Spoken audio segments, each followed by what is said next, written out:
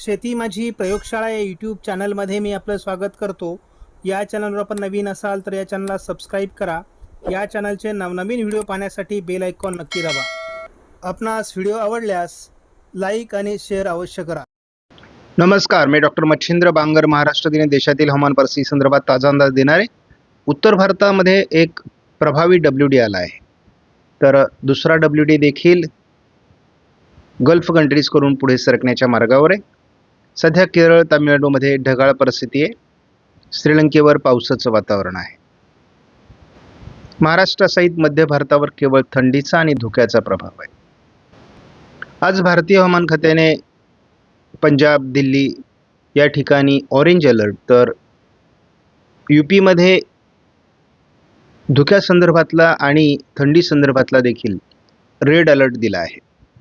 त्यामुळे या ठिकाणी काळजी घेण्याची आवश्यकता आहे, कारण दाट धुके असल्यामुळे किंवा घना कोरा असल्यामुळे या ठिकाणी ॲक्सिडेंट होण्याची शक्यता जास्त आहे.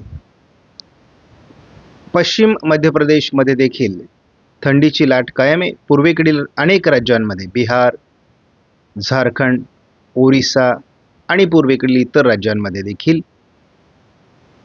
धुक्याचा मोठा प्रभाव निर्माण झाला आहे. 19 तारखेला देखील भारतीय हवामान खात्याच्या अंदाजानुसार उत्तरेकडील आणि पूर्वेकडील राज्यांमध्ये धुक्याचा प्रभाव कायम राहील. सध्या थंडी कमी झाली आहे, मात्र धुक्याचा अधिक प्रभाव आहे आणि आपण एक आश्चर्यकारक अशा प्रकारचा अंदाज सध्या अनुभवतो आहोत. उत्तर भारतामध्ये अपेक्षित थंडी नाही आहे. थंडीची लाट आपल्याला बऱ्याच काळ नोव्हेंबर आणि डिसेंबरमध्ये मध्य भारतावर दिसली.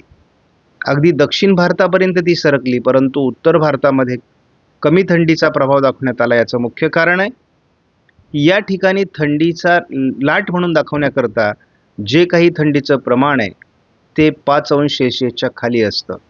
आणि आपण हेही बघतो की उत्तर भारतामध्ये जी बर्फवृष्टी होते ती घाट माथ्यांवर होते आहे, म्हणजेच डोंगराच्या टोकांवर होते आहे. ती मैदानी भागात किंवा खालील भागामध्ये होत नाही आहे आणि त्यामुळे ही तशी चिंतेचा विषय. परंतु आज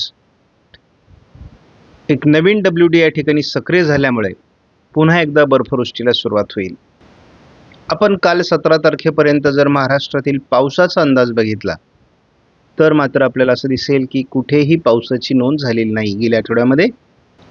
आणि आपण सीझनल मॅप जर बघितला, कारण गेले 2-3 आठवडे पाऊस नाही आहे आणि सीझनल आठवड्यामध्ये कोणताही चेंज त्यामुळे झालेला नाही. सर्व जिल्ह्यांमधील पावसाची स्थिती कायम आहे, त्यामध्ये कोणताही बदल झालेला नाही. आपण उत्तर भारतामधील परिस्थिती बघतो. एक गाडीवर एक दुसरी गाडी अशा अनेक गाड्या रस्त्यांवर ठोकल्या जात आहेत, कारण धुक्यांमुळे कुठल्याही प्रकारचं पुढील रस्त्यावरचं काही दिसत नाही आहे आणि त्यामुळे अनेक गाड्या ठोकल्या जात आहेत. मोठ्या प्रमाणात ॲक्सिडेंट होत आहेत. त्यामुळे अतिशय भयावह परिस्थिती उत्तर प्रदेशमध्ये झालेली आहे. तुम्ही जर बघितलं तर कित्येक गाड्या एकावर एक ठोकलेल्या आपल्याला या ठिकाणी दिसत आहेत. याचं मुख्य कारण आहे की हे ॲक्सिडेंट का होत आहेत, तर धुक्यांचा प्रभाव या ठिकाणी खूप वाढलेला आहे.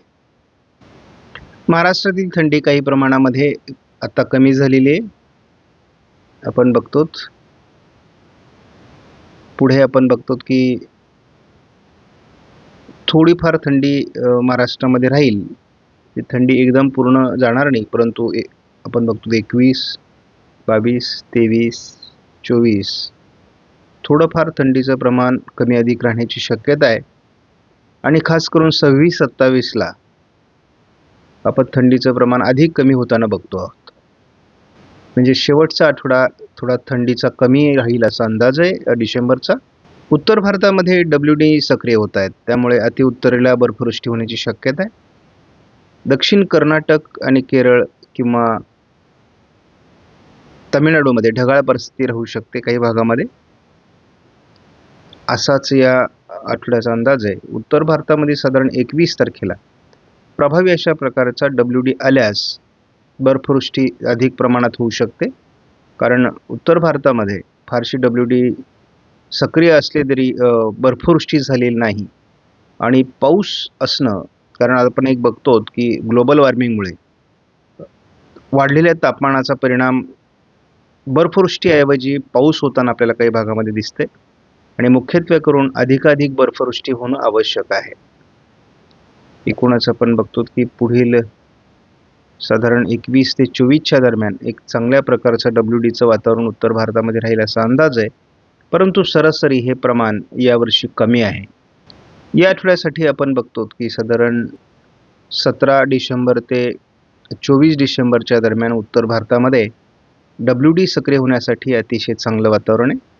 त्याचबरोबर केरळ, तामिळनाडूमध्ये सुद्धा हलकं कमी दाबाचं क्षेत्र राहिल्यामुळे श्रीलंकेसहित पावसाचा प्रभाव राहणार आहे.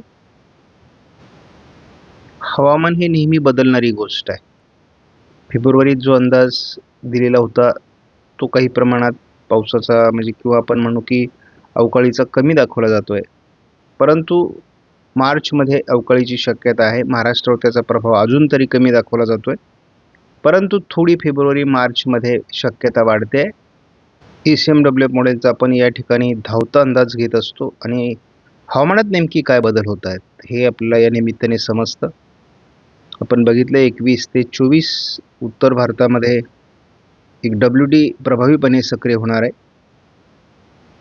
तसा मैदानी भागात अजून तरी काही अंदाज दिला जात नाही. मध्यंतरी आपल्याला 30-31 तारखेला एक अंदाज देण्यात आलेला होता की जो मैदानी भागामध्ये प्रभाव टाकेल, परंतु तो अंदाज सातत्याने बदलतोय. त्यामुळे सध्या तरी महाराष्ट्रामध्ये किंवा मध्य भारतामध्ये पावसाचं कुठलंही लक्षण जवळपास 1 जानेवारीपर्यंत नाही आहे.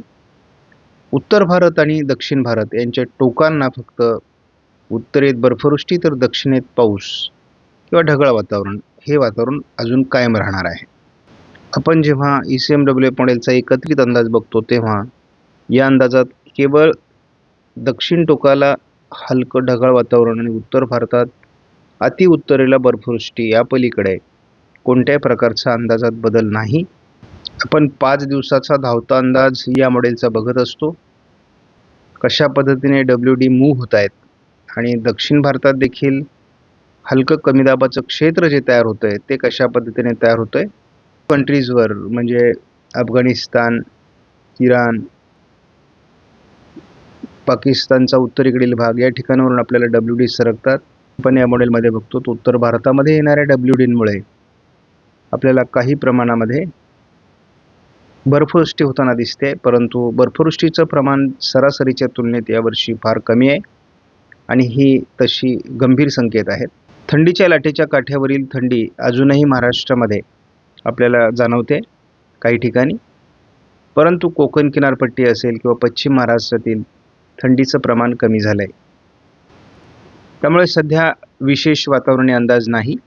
आपणास व्हिडिओमधील माहिती महत्त्वपूर्ण वाटल्यास लाईक करा, शेअर करा, चॅनलला सबस्क्राईब करा. धन्यवाद. जय हिंद, जय महाराष्ट्र, जय बळीराजा.